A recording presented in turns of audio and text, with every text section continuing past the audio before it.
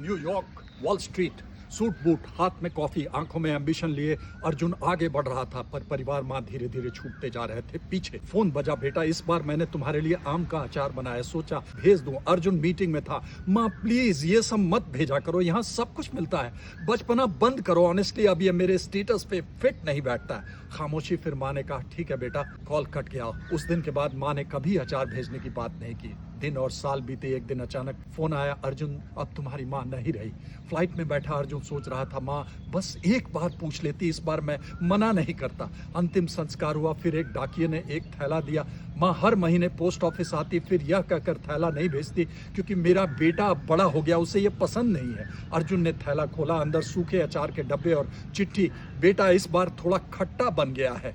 बेटा फिर भी मैंने तुम्हारे लिए बनाया है, बारिश में भीग गई थी, आज हाथ थोड़ा कांप रहा था, लेकिन सोचा तू खाएगा ना तो तुझे ताकत मिलेगी। अर्जुन जमीन पर फूट फूट कर रोने लगा। तभी पड़ोस की एक बुजुर्ग महिला आई और कहा, अरे तुम अर्जुन हो ना, तुम्हारी माँ तो हर महीने कहती थी मेरा बेटा न्यूयॉर्क में है, उसे मेरे अचार बहुत पसंद है, वो घंटों खड़ी रहकर अचार बनाती थी। अर्जुन चौंक गया, लेकिन मैंने तो कभी पाया नहीं। महिला बोली, लेकिन वो अचार हर महीने भेजा करती थी। वह माँ के कमरे में गया, वहां पर ढेर सारी पार्सल की रसीदें मिली, पर पता न्यूयॉर्क का नहीं, एक अनाथालय का था। अगले ही पल वह भागा। अनाथालय के गेट पर कदम रखते ही बच्चों ने चीख सी मारी, अचार वाली अम्मा का बेटा आ गया है। एक छोटा बच्चा दौड़ कर आया, भैया आज अचार लाए हो ना। मैनेजर ने कहा, तुम्हारी माँ यहाँ सिर्फ अचार नहीं, हर डिब्बे में चिट्ठी और अपना दिल भेजती थी। उसने एक चिट्ठी पढ़ी, मेरे बच्चों मेरा बेटा दूर है लेकिन तुम सब पास हो, जब भी यह अचार खाओ समझना तुम्हारी माँ ने अपने हाथों से खिलाया है। तभी एक छोटी बच्ची आई, उसने अपनी मुट्ठी खोली और उसमें एक सूखा आम का टुकड़ा था। यह आखिरी